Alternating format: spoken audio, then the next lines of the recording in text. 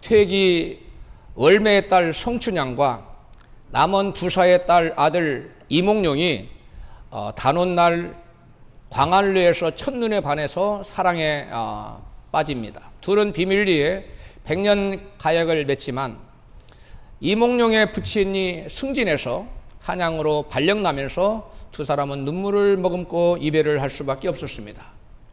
둘이 어쩔 수 없이 헤어지면서 이몽룡은 춘향에게 이렇게 말합니다. 내가 과거에 급제하면 반드시 당신을 찾아올 테니까 믿고 기다려달라고. 이몽룡이 떠난 후에 남원의 신임 사또 부사가 부임했는데 그 변학도라는 탐관오리였어요. 그가 바로 이 성춘향의 미모에 반해서 수총을 강요를 했습니다. 춘향은 이미 자기는 남편이 있는 몸이라고 이를 완강히 거부하자 이에 분노한 변학도는 춘향을 옥에 가두고 모진 고문을 가합니다. 그러나 춘향은 감옥에 갇혀서 모진 고문을 겪으면서도 이에 굴하지 않고 정절을 끝까지 지키면서 고통을 겪고 있었습니다. 한편 부친을 따라 한양으로 올라가서 과거 시험 준비에 매진했던 이 이몽룡은 과거 시험에 장원급제를 해서 임금님으로부터 암행어사의 그 직분을 받아가지고 남원 고을로 다시 내려옵니다.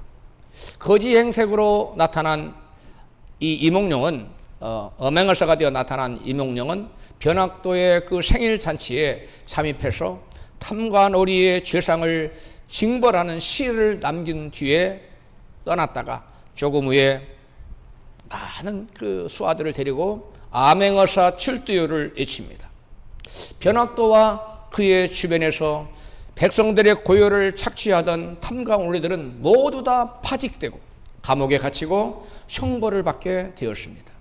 반면에 변사또의 수청을 거부하다가 옥에 갇혀 모진 고문을 당하고 그 정결을 지키던 성춘향은 극적으로 구출되어서 그토록 기다리던 이몽룡과 기쁨으로 재회를 하게 됐습니다. 그리고 탐관오리들에 의해서 재산을 부당하게 그리고 가혹하게 착취당하며 고통받던 일반 백성들도 암행어사 출두로 인해서 구출받게 되었습니다.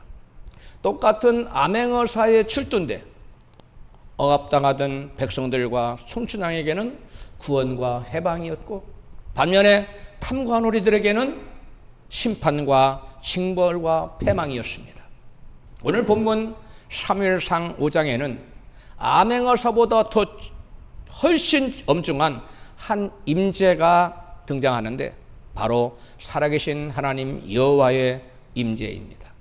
블레셋이 이스라엘 백성들과 전쟁을 해서 블레셋 군사들이 이스라엘 병사들을 3만 명을 쳐 죽입니다. 그리고 최대의 노획물을 하나 건지죠. 그게 뭡니까?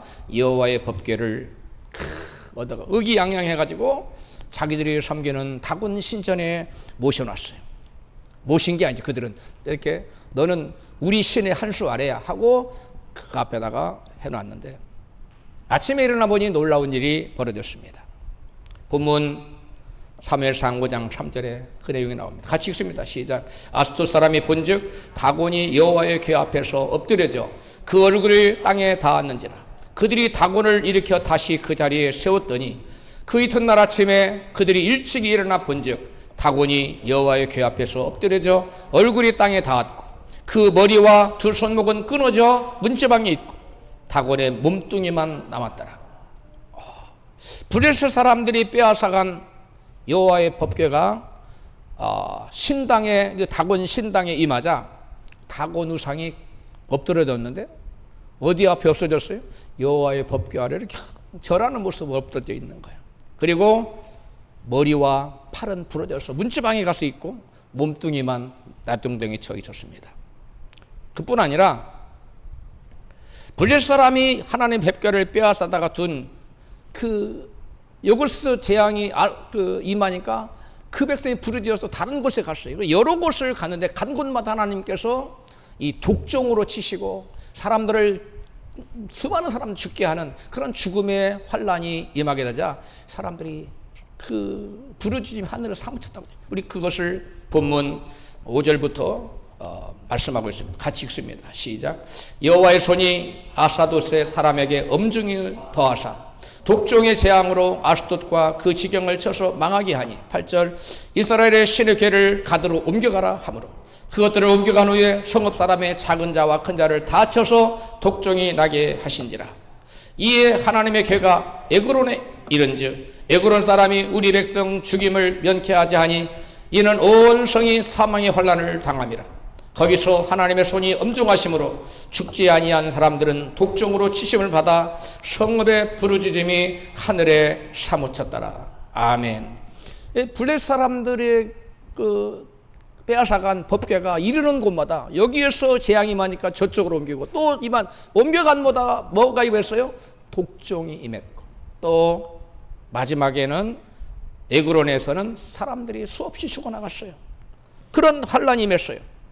하나님의 법궤가 이르는 곳마다 독종의 재앙과 사망의 환란이 임하여 온 성읍의 통곡과 부르짖는 여러분 절규의 소리가 하늘에 사무치게 되었습니다.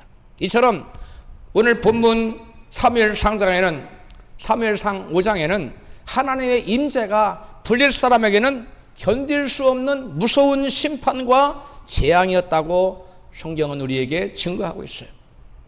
하나님의 법궤가 임하는 곳마다 항상 이와 같이 견딜 수 없는 무서운 환난과 재환과 사망의 심판이 임하는 것일까요? 아닙니다. 오늘 사무엘상 5장에는 하나님의 법궤가 바로 블레셋 사람에게 임하자 그들에게는 이게 재앙과 환난과 사망의 그런 심판의 저희가 됐어요. 그런데 다른 성경은 이 여호와의 법궤가 임하는 곳마다 하나님의 놀라운 역사들이 나타났다고.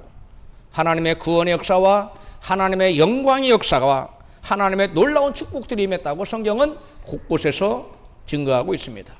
하나님의 임재가 블레셋 사람에게는 심판을 불러오지만 하나님의 백성에게는 하나님의 영광과 축복이 임한다는 사실을 성경 도처에서 증거하는데 가장 먼저 출애굽기 13장에 이스라엘 백성들이 광야에 머물 때 하나님의 임재는 언약 백성들을 인도하는 길잡이 역할을 했어요. 그리고 보호하는 보호막의 역할을 해줬어요.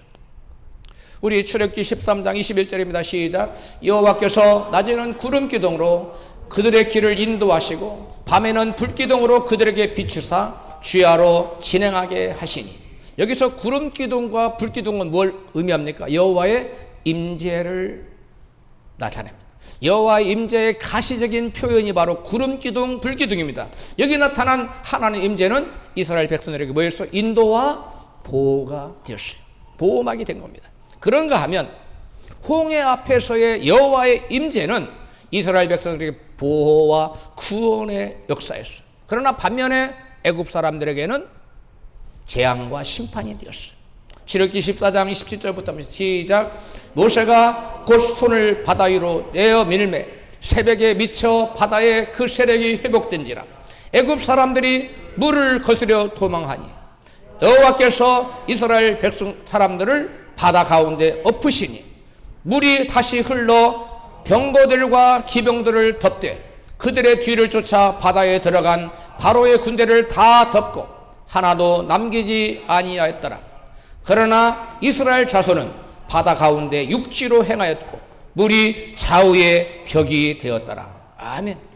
여러분 똑같은 똑같은 이 바다인데 하나님의 임재가 나타나자 이스라엘 하나님의 백성에게는 구원과 생명과 보호처가 됐고 반면에 애굽 군대에게는 심판과 사망의 여러분 그 원인이 되었어요. 뿐만 아니라 사무엘하 6장 11절에 보면 여호와 하나님의 궤 때문에 오벳 에돔의 집이 복을 받는 역사가 나타납니다.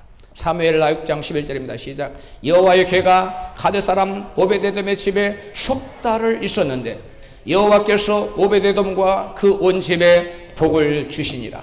아멘. 똑같은 여호와의 언약궤에서 똑같은 하나님 법궤였어요. 그런데 하나님의 그 언약궤가 임하자 누구에게는 심판이 되고 재앙이 되고 사망을 불러일으켰는데 여러분 오베데돔의 집에는 여러분 놀라운 구원의 역사가 나타납니다. 단지 구원의 역사가 아니라 석 달간만 있었는데도 불구하고 뭐가 임했어요? 여호와의 복이 크게 임했어. 어느 정도로 큰 여호와의 복이 임했느냐? 온 여호와의 법궤 때문에 오베데돔의 집이 복을 받았다더라 하는 소문이 온 장안에, 그리고 누구의 귀에까지 들어갔어요? 임금님의 귀에까지, 다윗 왕에게까지 그 소식이 들려질도록 큰 복을 받은 거예요. 성경이 구체적으로 어떤 복이었는지는 말씀하지 않지만 법궤, 즉 말씀을 가까이 모신 그 가정에 하나님의 놀라운 여호와의 임재가 그 가정에 임하자 하나님의 놀라운 복이 임했다고 말합니다. 여러분, 법궤 그 자체가 문제가 아닙니다. 법궤를 대하는 사람이 문제인 것입니다. 여러분, 블레 사람들처럼 하나님을 대적하는 자리, 하나님 불순종하고 하나님 말씀을 불신하고 하나님 말씀에 불순종하는 사람에게는 그것이 심판과 재앙이 돼요. 그러나 오베데돔처럼 하나님 말씀을 사모하고 하나님 말씀을 친근히 하고 하나님 말씀을 순종하는 사람에게는 그 법궤가 여러분 구원이 되고 축복이 됩니다. 할렐루야. 똑같은 여호와의 법궤, 그 하나님의 임재가 여러분 이스라엘 백성을 추격하던 애국 백성에게는 재앙이 되고 심판이 되고 그들에게 사망을 불려왔어요. 그러나 똑같은 하나님의 임재가 이스라엘 백성들은 홍해를 가르고 그 홍해를 육지처럼 건너는 구원의 역사와 생명의 역사가 나타났습니다. 할렐루야. 여호와의 임재가 문제가 아니라 그 임재 앞에 우리가 어떤 모습으로 서 있느냐가 중요하다는 것을 성경은 우리에게 말씀하고 있습니다. 할렐루야. 하나님의 임재는 거룩한 백성에게는 구원의 완성이지만 그렇지 않은 사람에게는 하나님의 심판이 됩니다. 계시록 21장 3절을 봅니다. 시작. 보라, 하나님의 장막이 사람들과 함께 있음에 하나님이 저희와 함께 거하시리니 저희는 하나님의 백성이 되고 하나님은 친히 저희와 함께 계셔서 모든 눈물을 그 눈에서 씻기시매 다시 사망이 없고 애통하는 것이나 곡하는 것이나 아픈 것이 다시 있지 아니하리니 처음 것들이 다 지나갔음이라. 아멘. 거룩한 하나님 백성의 구원의 완성은 뭡니까? 거룩한 하나님 백성 구원의 완성은 뭐예요? 우리가 하나님과 하나님 임재 안으로 온전히 들어가는 거예요. 할렐루야. 구원의 완전한 모습이 뭐냐? 하나님의 임재 속으로 완전히 들어가서 주님과 내가 얼굴을 맞대며 주님과 하나 되어서 주님과 같이 사는 것, 이것이 바로 구원의 완성인 줄로 믿습니다. 그리고 그 결과는 뭐예요? 다시는 이별하는 것이나 곡하는 것이나 눈물이 없고 저주가 없고 사망이 없는 영원한 영광만이 존재하는 것이 바로 우리 믿는 자들의 영원한 구원입니다. 할렐루야. 영원한 구원의 결과는 뭐냐? 하나님 임재 속으로 들어가는 거예요. 하나님 임재 안에는 다시 이별하는 것이나 곡하는 것이나 눈물을 흘리는 것이나 여러분 아픈 것이나 저주가 없다는 거예요. 우리 예수를 믿는 사람에게는 결국 그 구원의 결국은, 영혼의 믿음의 결국은 영혼의 구원인데 그 영혼의 결국은, 영혼의 구원은 무엇을 의미하느냐? 우리가 하나님 임재 안으로 온전히 들어가는 것인 줄로 믿습니다. 우리가 하나님 임재 안으로 온전히 들어가요. 그래 하나님과 내가 하나 돼요. 내가 하나님 안에, 하나님 내 안에. 얼굴과 얼굴을, 사람과 사람이 낯을 보고 대하는 것처럼 우리가 하나님의 영광 안으로, 하나님 임재 안으로 온전히 들어가는 것이 구원의 온전한 결국인 줄로 믿습니다. 즉 성경 전체에서 구원의 완성이란 영광의 하나님과 함께 사는 게 되는 것을 여러분 되는 것, 즉 여호와 하나님의 임재예요. 임재의 회복이에요. 아담이 타락하기 전에 하나님 임재 가운데 살았어. 그러나 아담이 범죄하자 하나님 임재에서 내어 쫓겨났어. 하나님 임재가 사라져버렸어요. 즉 하나님 임재가 사라지자 하나님 영광도 사라졌어. 하나님의 축복도, 하나님 생명도 사라지고 온갖 저주와 여러분 온갖 재앙과 죽음이 여러분 지옥 같은 형벌이 그의 삶에 펼쳐지기 시작한 겁니다. 이처럼 우리에게 당연히 필요한 것은 뭐냐면 여호와 하나님의 임재예요. 그 믿는 자에게 주시는 구원의 결국인 줄로 믿습니다. 여러분 하나님의 임재는 여러분 회개하여 거룩하게 된 하나님을 사랑한 자에게 여러분 은혜와 축복이에요. 반면에 하나님 임재는 죄를 짓고 불순종하는 자들에게는 여러분 두려운 재앙과 심판이에요. 똑같은 임재인데 회개하고 거룩하게 된 하나님 말씀에 순종하게 산 하나님을 믿는 자들에게는 여러분 온전한 구원의 역사가 나타나요. 하나님의 역사, 영광의 역사가 나타나요. 반면에 똑같은 하나님 임재 앞에 있는데 하나님 말씀을 거역하고 불순종하는 불신앙의 사람들에게는 재앙이 되고 심판이 된다는 것입니다. 머지않은 불은 장래에 우리 시대에 있게 될 예수님의 재림은 우리가 직접 목도하게 될 가장 강력한 하나님의 임재 사건이 될 것입니다. 할렐루야. 그날은 누구에게는 구원과 축복과 영광의 날이 되겠지만 누구에게는 산과 바다야 나를 가리우라, 여호와의 얼굴의 소리를 가리워 달라고 외치는 두려운 심판의 날이 될 것입니다. 그렇다면 주님께서 임하시는 재림의 날이 누구에게는 재앙과 심판의 날이 되고 누구에게는 구원과 영광의 날이 될까요? 사도 바울은 이에 대해서 이같이 증거합니다. 데살로니가 후서 1장 7절 시작. 주 예수께서 저의 능력의 천사들과 함께 하늘로부터 불꽃 중에 나타나실 때 하나님을 모르는 자들과 우리 주 예수 복음을 복종치 않는 자들에게 형벌을 주시리니 이런 자들이 주의 얼굴과 그의 심의 영광을 떠나 영원한 멸망의 형벌을 받으리로다. 그날에 강림하사 그의 성도들에게서 영광을 얻으시고 모든 믿는 자에게서 기이 여김을 얻으시리라. 아멘. 주님의 재림하시는 하나님의 임재의 그날에 우리 예수 믿는 성도들은 구원받고 하나님께 영광 돌리는 일이 나타나지만 복음에 복종치 않는 자들에게는 영원한 멸망으로 떨어지는 날이 된다고 베드로 사도는 바울 사도는 우리에게 증거하고 있어요. 즉 주님께서 재림하시는 그날에 하나님의 거룩한 자녀들은 하나님의 영광에 참여하지만 복음을 순종치 않는 자들에게는 하나님 임재 앞에서 멸망당한다는 거예요. 그러므로 우리 옆에 계신 분들에게 축복합니다. 주님의 영광에 참여하는 자녀가 됩시다. 우리 앞에 계신 분에게 그날에 주님이 임하시는 주님의 임재 앞에서 우리 그날에 주님의 영광에 참여하는 자가 됩시다. 앞뒤에 계신 분에게 할렐루야. 아모스 선지자는 하나님께서 임하시는 그날 곧 주님의 날에 대해서 이같이 증거하고 있습니다. 아모스 1장 5장 18절입니다. 같이 읽습니다. 시작. 화 있을진저 여호와의 날을 사모하는 자여 너희가 어찌하여 여호와의 날을 사모하느냐. 그날은 어둠이요 빛이 아니라 야훼께서 오시는 날, 그날이 밝은 날일 줄 아느냐? 아니다. 그날은 다만 깜깜할 뿐 한 가닥 빛도 없으리로다. 공동 번역으로 번역해 드렸어. 읽어 드렸어.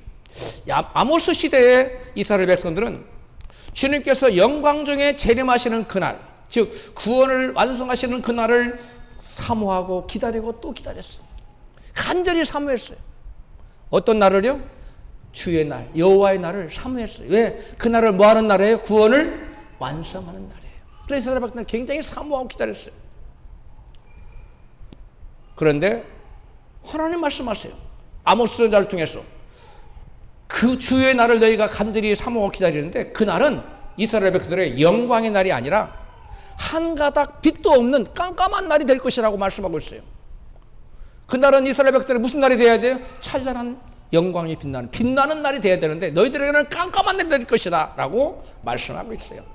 이스라엘 백성들은 여호와 하나님이 오시면 자기들을 에서로부터 압제로부터 온전히 구원해 줄 것이라고 그들은 믿고 있었어요. 그런데 하나님께서는 여호와를 믿는 그들의 믿음을 인정하지 않으셨다는 데 문제가 있었습니다. 우리 본문이 아니라 아모스 5장 22절 시작. 너희가 내게 번제나 소제를 드릴지라도 내가 받지 아니할 것이 너희 살진 희생의 화목제도 내가 돌아보지 아니하리라. 내 노래 소리를 내 앞에서 그칠지어다. 내 비파 소리도 내가 듣지 아니하리라. 이스라엘 백성들아, 너희가 40년 동안 광야에서 희생 제물과 곡식 제물을 나에게 바친 일이 있었느냐? 공동 번역으로 읽어드렸어요. 얼핏 보면 이 말씀 보면 이스라엘 백성들 40년 광야 동안에 제사를 드린 적이 있다 없다? 없는 것처럼 여러분 들려요. 그런 말처럼 들려요. 그러나 성경에 보면 모세오경 이스라엘 백성들은 광야 40년 동안 끊임없이 제사와 번제도 드리고 속번제도 드리고 속번제도 드리고 화목제, 유월절 제사, 이거 성막 제사 끊임없이 하나님을 이렇게 제사를 드리고 예배를 드렸어요. 수도 없이 드렸어요. 그런데 오늘 아모스 선지자를 통해서 하나님은 이스라엘 백성 너희가 나에게 제사를 드린 적이 있다 없다? 없다고 말하고 계세요. 이것은 이스라엘 백성들이 제사를 아예 안 드렸다는 말이 아닙니다. 너희가 진정으로 나를 위한 예배를 드리는 것이었느냐 이렇게 묻고 있는 거예요. 너희가 드린 예배가 진정 나를 위한 예배였느냐? 너희들이 드린 예배가 진정한 예배였느냐? 하나님 그것을 지금 따져보고 있는 것입니다. 달리 말하자면 이스라엘이 제사를 안 드렸다기보다는 하나님께서 그들의 제사를 가인의 제사처럼 받았다 안 받았다? 안 받았다는 거예요. 이게 여러분 오늘 우리가 새겨드려야 될 말씀이에요. 즉 하나님께서 제사를 안 드렸다기보다는 이스라엘 백성들이 제사를 안 드렸다기보다는 그들이 마음 중심을 다하여 진심으로 너희들이 나를 예배한 적이 있느냐? 여러분 예배의 진실성 문제를 지금 따져먹고 있는 것입니다. 그들은 예배를 드렸어요. 그들은 제사를 드렸어요. 그럼 하나님은 너희들이 나한테 제사 드린 적 없어. 너희들은 나를 예배한 적 없어 라고 말씀하고 있어요. 이게 여러분 무서운 말씀입니다. 오늘 우리가 다 같이 하나님 예배한다고 드리지만 과연 내가 드리는 예배를 하나님께서 우리의 믿음의 예배로 하나님 진정 아벨의 제사처럼 받으시느냐? 아니면 가인의 제사처럼 나는 네가 예배를 안 받아. 너는 그래서 나에게 예배 드린 적이 없어. 너는 나를 제사 드린 적이 없어 라고 부인해버리면 어떡할 거냐는 거예요. 오늘 난 너무나 많은 사람은 안일하게 신앙생활을 합니다. 그래서 믿습니다 하면 다 받을 줄 알아요. 여러분 그러나 성경은 그렇게 말씀하지 않습니다. 주의 종은 마땅히 성경이 말하는 바 진실된 것을 말해야 돼요. 성도들이 듣기 좋은 얘기를 해서 그들의 마음을 살려고 하면 안 됩니다. 어떻게 하든지 성도들이 깨어나서 하나님 말씀 앞에 바로 서서 전부 다 구원의 대열에 들어가도록 하는 것이 주의 종의 본연의 사명입니다. 할렐루야. 여러분 예수님께서 나를 위해 십자가에 피 흘려 돌아가셨는데 우리가 하나님 앞에 나와서 예배드리는 것은 그 은혜에 감사하고 감격하며 그 피에 합당한 내가 삶을 살겠습니다 하고 마음 중심을 다해 드리는 게 예배예요. 그런데 그 예수님의 피에 합당한 그러한 예배를 드리지 않는 아니라는 생각으로 예배 드리는 것은 아모스 선지자를 통해서 하나님 분명히 말씀해요. 이스라엘 백성들이 광야에서 예배를 드린다고 제사를 드린다고 드려서 하나님 나는 너희들의 예배를 믿음의 예배로 인정할 수 없어. 하나님 거절해버렸어요. 그래서 그들은 결국 광야 40년 동안 다 광야에 쓰러져 죽었습니다. 그리고 진정으로 거듭난 온전히 순종한 2세들 여호수아에 따라서 순종한 그들만이 가나안으로 들어갔어요. 할렐루야. 우리 모두는 우리 옛사람을 죽이고 이스라엘 1세대인 옛사람을 우리한테 완전히 죽이고 2세대 여호수아를 따르는 2세대처럼 온전히 거듭나서 온전히 말씀을 순종하여 우리의 드리는 제사와 예배가 주님께 온전히 연락되는 아벨의 제사처럼 연락되는 우리 모두가 되어야 될 줄로 믿습니다. 이건 너무나 중요한 거예요. 우리의 예배와 이 경배가 하나님 보실 때 네가 과연 나가 너를 위해 십자가에 달려 피 흘려 죽었는데 그에 합당하냐? 주님 물었을 때 예 그렇습니다. 저는 온 마음과 정성과 뜻을 다해 드린 예배임으로 주님께서 받으시 합당한 그래 하고 주님 인정하시는 그 예배가 하나님의 진정으로 받으시는 예배가 된다는 사실이에요. 할렐루야. 이 아모스 5장 25절의 말씀을 스데반이 다시 인용해요. 사도행전 7장 보면 다시 나오는데 성령께서는 다시금 스데반의 마음을 감동해서 다시금 이 문제를 다시 거론하고 있어요. 사도행전 7장 42절에 시작. 하나님이 돌이키사 저희를 그 하늘의 군대 섬기는 일에 버려두셨으니 이는 선지자의 책에 기록된 바 이스라엘의 집이여 40년을 광야에서 너희가 희생과 제물을 내게 드린 일이 있었느냐? 있었다는 거예요? 없었다는 거예요? 없었다는 겁니다. 이스라엘 백성은 수없이 제사를 하나님 이걸 부인하면 어떡합니까? 하나님은 부인함. 나는 모른다. 마태복음 7장에서도 예수님께서 내가 너희를 도무지 알지 못하느니 내게서 떠나가라. 그들이 항변합니다. 주여, 우리가 주의 이름으로 선지자 노릇하고 귀신을 쫓아내고 병든 자를 고치고 많은 권능을 행치 않았습니까? 그런데 우리를 모른다고 하십니까? 예수님 말씀, 불법을 행하는 자들아 내게서 떠나가라. 동일한 말씀입니다. 오늘날 현대교회에 수많은 사람들이 주님을 예배한다고 예배합니다. 기도한다고 기도합니다. 그리고 기도대로 뭐가 좀 되면 하나님께 기뻐하고 감사하지만 자기 뜻대로 기도가 응답이 안 되고 자기 뜻대로 뭐가 안 되면 하나님 원망합니다. 여러분, 이것은 예수께서 십자가를 지신 그 보혈의 피에 합당한 예배가 아니에요. 그건 예배자의 올바른 자세가 아닙니다. 내 뜻대로 안 돼도 오히려 하나님 더 좋은 것을 예배시리라 믿고 감사하는 삶을 사는 사람, 이 사람이 바로 진정한 예배자입니다. 믿으시면 아멘 합시다. 그 많은 사람들이 하나님을 자기 수준으로 맞춰요. 깎아내려요. 그래 자기 뜻대로 안 되면 하나님 원망해요. 하나님 계신가 안 계신가? 그래가면서 여러분, 내가 하나님 부인한다고 계신 하나님이 안 계시해지는 게 아니에요. 우리 하나님은 전능하신 하나님이에요. 천지 만물을 지으셨어요.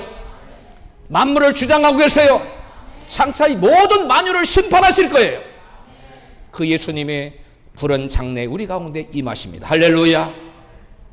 그때 우리는 준비된 자로서의 신부단장을 아름답게 하고 준비된 자의 모습으로 나타나기를 주의 이름으로 축복합니다. 제가 여러분들에게 단 한 사람도 저는 놓치고 싶지 않아요. 단 한 분도 땅에 떨어지는 사람이 없기를 바라요. 다 주님의 임재하시는 그날에 다 들려 올라가기를 원해요. 할렐루야. 여러분, 그러기 위해서 우리는 항상 깨어 있어야 돼요. 항상 돌아봐야 돼요. 주님의 십자가 달신 그 보혈의 피 합당한 삶을 살아야 돼요. 할렐루야. 그런 자들이 주님의 임재 앞에서 어떤 사람은 환난과 심판을 당했고 주님의 임재 앞에서 어떤 사람은 여러분 구원과 영광과 축복을 받았듯이 우리는 하나님 임재 앞에 재앙과 심판이 아닌 하나님 임재 앞에 구원과 영광과 축복받는 주인공이 되어야 될 줄로 믿습니다. 할렐루야. 여러분, 이 말씀을 들은 이스라엘 백성들이 스데반에게 이 말을 듣고 40년 동안 우리 조상들이 예배를 안 드렸다고 이를 바득바득 갈았어.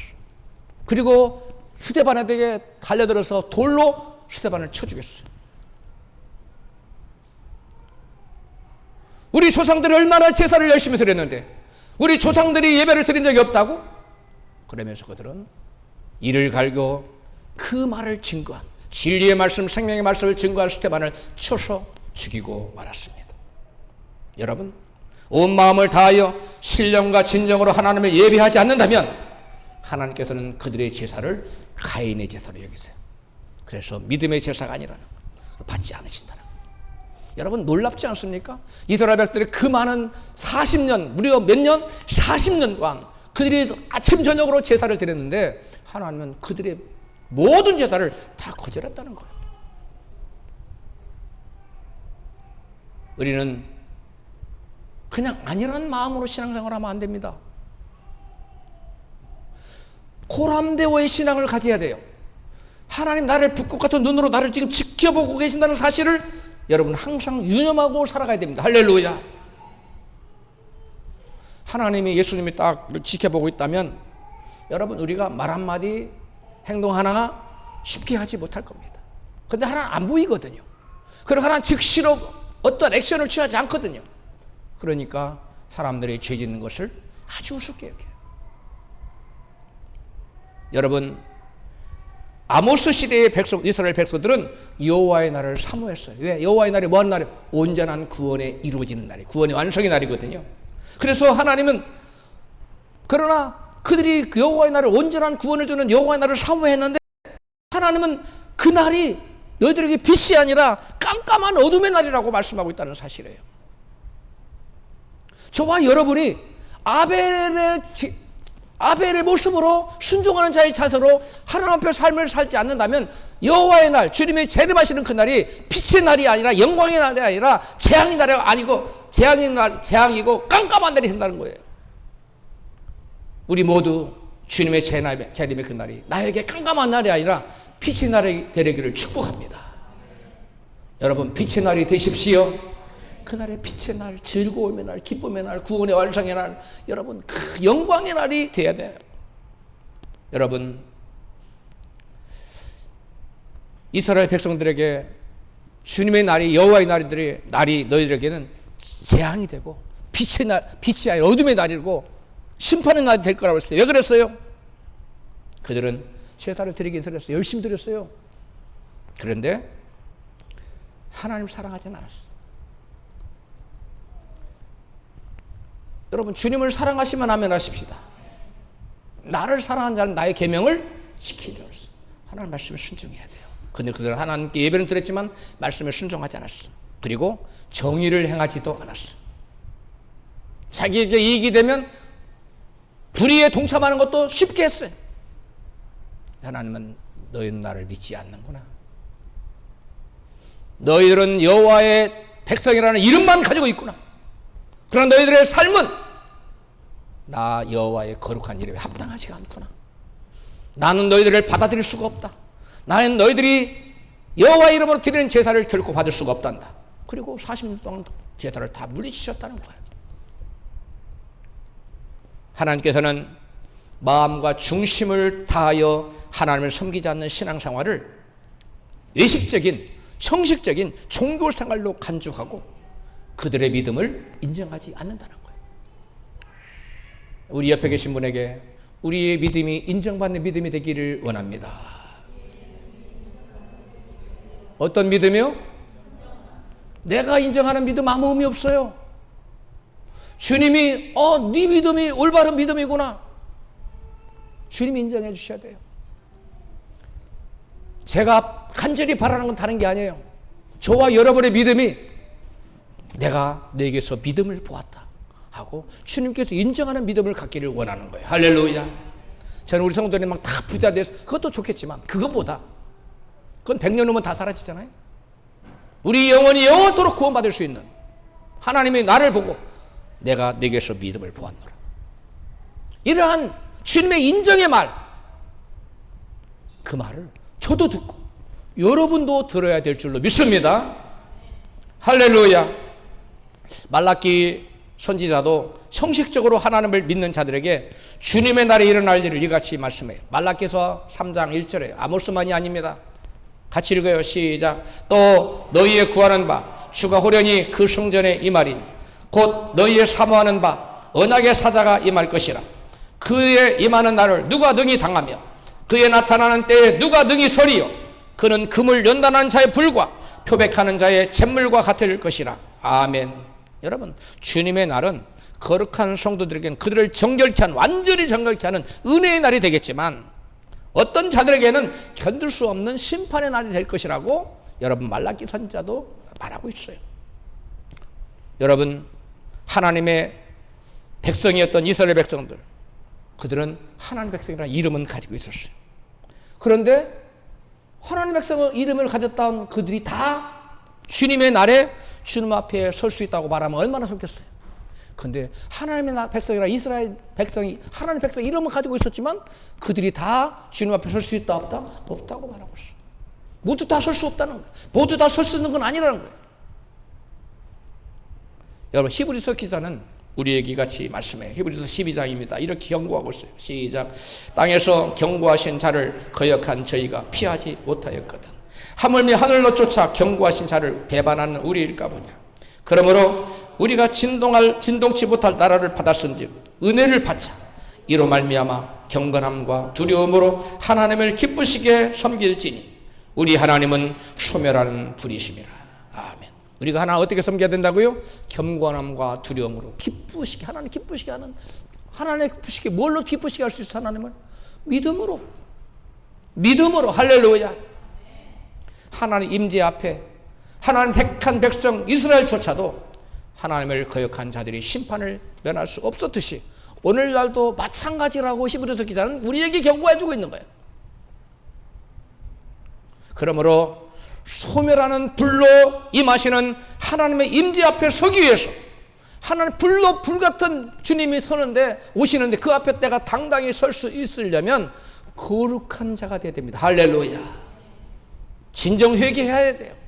내가 더 이상 내 인생의 주인이면 안 돼요. 주님이 내 인생의 주인이 되어야 돼요. 할렐루야.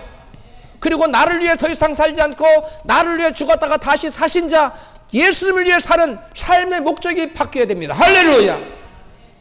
입술로만 주님 주님 하면 안 돼요. 옛날에 종들은 주인 뜻대로 살았지 자기 뜻대로 안 살았어요. 주인이 바꿔라라 그러면 바꿔라치 가서 노래 가서 벼 심지 않았어요. 근데 오늘날은 많은 사람들이 예수 믿는다 하면서 예수 주님이라 부르면서도 노래 가서 모내기 해라 근데 밭에 가서 밭일해. 밭에 가서 밭일해라 모내기 한다고 자기 하고 싶은 거예요. 왜 그래요? 자기가 여전히 주인이거든요. 그러므로 소멸하는 불로 임하시는 하나님의 임재 앞에 서기 위하여 은혜를 받아 경건함과 두려움으로 하나님께 섬기라고 말하고 있는 거예요. 따라 합시다. 경건함과 두려움으로. 경건함은 거룩한 말이에요. 하나님 두려워해야 돼요. 하나님 경외하라고 말했어요. 사람들이 하나님 무슨 친구처럼 여겨요. 하나님은 우리의 여러분 인생의 생사화복을 주장하시는 절대자세요. 하나님을 주님이라고 부르면서 자기가 주인이에요. 그런 분들은 회개해야 될 줄 믿습니다. 사도 베드로는 주님의 날을 사모하고 준비하라고 이같이 신 거예요. 베드로후서 3장 2절입니다. 12절입니다. 시작. 하나님의 날이 임하기를 바라보고 간절히 사모하라. 그날에 하늘이 불에 타서 부러지고 체질이 뜨거운 불에 녹아지려니와 그러므로 녹아지려니와 우리는 그의 약속대로 위에 거하는 바 새 하늘과 새 땅을 바라보도다. 14절. 그러므로 사랑하는 자들아 너희가 이것을 바라보나니 주 앞에서 점도 없고 흠도 없이 평강 가운데 나타나기를 힘쓰라. 아멘. 주님의 재림하시는 그날에 어떤 모습으로 서기를 힘쓰라고요? 점도 없고 흠도 없고, 에? 점도 없고 흠도 없어서 두려움에 떨며 서는 게 아니라 평강 가운데 담대하게 설 수 있도록 준비하라는 거예요. 주의 날을 사모하고 준비하라는 겁니다. 주의 날을 사모하고 준비하시기를 축복합니다. 근데 사람들은 예수님 말씀은 마침 주님 오실 때에 노아의 때와 같고 롯의 때와 같더래요. 그래서 세상 일이 다야. 세상 일에 그냥 분주해. 하나님의 오실 일을 사모하지 않아요. 그날을 준비하지 않아요. 하나님 입혀주신 세마포를 닦지 않아요. 빨지 않아요. 그리고 세상 일에 분주해요. 거기 온통 마음 뺏겨 있어요. 하나님은 주일날만 와서 생각해. 식사 때 기도할 때만 생각해. 여러분 그러면 안 됩니다. 그건 예수께서 나를 위해 십자가 지신 그 피에 합당한 삶이 아니에요. 우리 한번 다 같이 그에 따라 예수님의 피에 합당한 삶을 삽시다. 그게 믿음이에요. 여러분 주님의 날이 그 주님의 날에 신부단장을 마친 성도에게는 구원의 날이요 영광의 날이고 축복의 날입니다. 그러나 그렇지 않는 자들에게는 그 주님의 날을 준비하지 세마포를 빨지 않고 신부단장을 마치지 않은 준비되지 않은 자들에게는 그 날이 재앙의 날이요 심판의 날이에요. 그러므로 저와 여러분은 주님이 나를 위해 십자가 달려 돌아간 것을 믿으시면 크게 아멘 합시다. 그런 자를 하나님 세마포를 입혀뒀는데 진정 믿는 자들에게 그 세마포를 매일 빨아야 돼요. 어떻게? 말씀으로 회개 기도로 매일 빨아야 돼요. 그래서 주님 앞에 깨끗한 모습으로 서 있어야 돼요. 여러분 블레 사람들은 무너진 다곤을 다시 세웠어요. 그러나 하나님께서는 다시 그것을 무너뜨리셨습니다. 문제는 오늘 우리의 마음 가운데 다곤이 있다는 거예요. 다곤이 뭐죠? 우상이죠. 하나님보다 더 사랑하는 것, 이것이 우리 마음에 있는 다곤이에요. 하나님보다 더 의지하는 것, 그것이 우리 마음에 속에 세워진 다곤입니다. 하나님보다 더 두려워하는 것, 사람의 낯을 하나님의 낯보다 더 두려워하는 것, 그것이 여러분 내 마음속에 세워진 다곤이에요. 주일날 예배에 나와야 되는데 사람을 의식해서 예식장 가면 그 사람 나 미워할 텐데 예식장 가버려. 그게 바로 다곤이 있기 때문에, 하나님보다 사람을 더 두려워하기 때문에.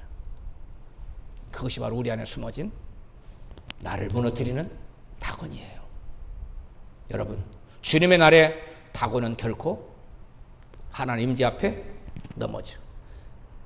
손도 다 잘리고 목도 잘려나가고 몸뚱이만 남는 심판이 임해요.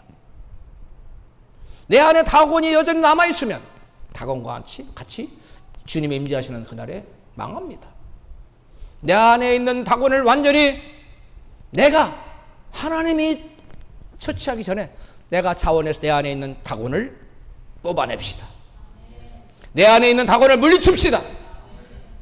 그러면 주님의 임하시는 그날에 다곤과 같이 멸망하지 않아요. 그러나 내가 내 안에 있는 다곤을 여전히 이렇게 세우고 또 이렇게 세우고 하나님이 무너뜨리면 또 이렇게 세우고 계속 다곤을 이렇게 세우며 사는 사람에게는 하나님의 무서운 심판의 날이 될 거예요. 주님의 임하시는 날이. 이스라엘 백성들에게 하나님 말씀하셨잖아요. 너희들은 그날이 빛이 있으기를 기다리느냐 바라느냐? 그날은 빛이 아니라 빛 한 가닥도 없는 깜깜한 날이 될 것이라고 이스라엘 백성을 경고했듯이 오늘날 내 안에 다곤을 계속 세우는 사람에게는 그와 같은 경고의 말씀이 주어지고 있어요. 여러분 안에는 다곤이 있습니까? 없습니까? 여러분 안에 하나님보다 사랑하는 것이 있습니까? 하나님보다 더 의지하는 것이 있습니까? 그것이 다곤이에요. 하나님보다 더 두려워하는 그 무엇이 있습니까? 그것이 다곤이에요. 그것을 다 자원해서 내가 스스로 이 시간에 파쇄합시다. 할렐루야. 다 무너뜨리십시다. 하나님이 강제로 다곤을 쳐서 무너뜨리기 전에 나의 건강을 쳐서 무너뜨리든지 재산을 쳐서 가정을 쳐서 무너뜨리든지 해서 다곤을 강제로 무너뜨리는 것이 아니라 내가 자원해서 하나님, 저에게는 하나님보다 더 사랑하는 게 없어요. 저에게는 하나님보다 더 우선되는 게 없어요. 저는 하나님보다 더 두려운 게 없어요. 하고 말할 정도로 내 안에 있는 다곤을 완전히 쳐부셔야 돼요. 할렐루야. 그래야 주님의 임하시는 그날에 다곤과 같이 무너뜨려지는 멸망당하는 일이 없을 거예요. 여러분, 블레셋 사람들은 무너진 다곤을 다시 세웠습니다. 그런데 우리는 종종 하나님께 무너뜨린 다곤을 다시 자꾸만 세우며 살아가요.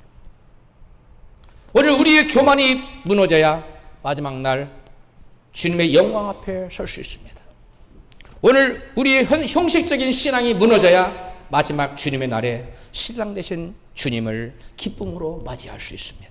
그러므로 우리는 재림의 날만 기다릴 것이 아니라 오늘 우리는 주님의 날을 두려움 가운데 준비해야 될 줄 믿습니다. 그 날을 준비해야 돼요. 준비되지 않는 자에게 그 날이 재앙의 날이에요. 준비되지 않는 자들에게 그 주님의 재림의 날은 심판의 날이에요. 여러분, 주님의 임재 앞에 우리 마음속에 다곤이 무너져야 합니다. 우리의 교만과 형식적인 신앙과 세상 사랑하는 마음이 사라져야 돼요. 무너져야 돼요. 그래야 마지막 날에 다곤처럼 심판 날에 엎드러지는 자가 아니라 신랑을 맞이하는 신부처럼 기쁨으로 주님 앞에 서게 될 것입니다. 결국 문제는 주님의 임재가 아닙니다. 주님이 언제 임재하시느냐, 주님의 재림의 날이 언제냐, 그게 문제가 아니에요. 많은 사람들은 그걸 계산해요. 그게 아니라 같은 하나님의 임재 앞에 블레셋에게는 그것이 심판이 되었지만 오베데돔에게는 여러분 축복이 되었어요. 똑같은 건데, 똑같은 하나님 임재 앞에서 이스라엘 백성들은 바다가 육지가 돼서 건너갔지만 그들을 추격하던 애굽 백성들은 그들의 무덤이 터부가 되어버렸어요. 수장되고 말았어요. 똑같은 하나님의 임재에서, 똑같은 여호와 하나님의 법궤였어요. 근데 법궤가 누구에게는 구원이 되고 누구에게는 여러분 저주가 됐어. 심판이 됐어. 여러분, 같은 주님의 재림이 어떤 이에게는 두려움과 심판의 날이 되지만 어떤 이에게는 구원과 영광과 축복의 날이 됩니다. 중요한 것은 주님이 언제 오시느냐가 아니에요. 내가 주님이 언제 오시든 어떤 모습으로 서 있느냐, 준비된 그도의 신부의 모습으로 서 있느냐가 중요한 거예요. 우리 다 같이 옆에 계신 분에게 준비된 그리스도의 예쁜 신부의 모습으로 서 있읍시다. 앞쪽에 계신 분에게도 하세요. 준비된 예쁜 신부로 서 있어야 돼요. 그날에. 할렐루야. 친정에게 아멘어사 출두가 기쁨과 구원이었던 것처럼 주님을 사랑하며 주님을 사모하고 기다리는 성도에게는 주님의 재림은 영광의 날이 될 것입니다. 할렐루야. 그러나 변학도에게 암행어사 칠도가 심판이었던 것처럼 회개하지 않는 자들에게, 하나님 말씀에 순종하며 자기가 주인 되어 사는 자들에게는 주님의 임재는 곧 두려운 날, 심판의 날이 될 것입니다. 바라기는 그날 주님의 임재가 우리 모두에게 심판이 아닌 영광이 되고 두려움이 아닌 기쁨이 되기를 주 예수 그리스도 이름으로 축원합니다.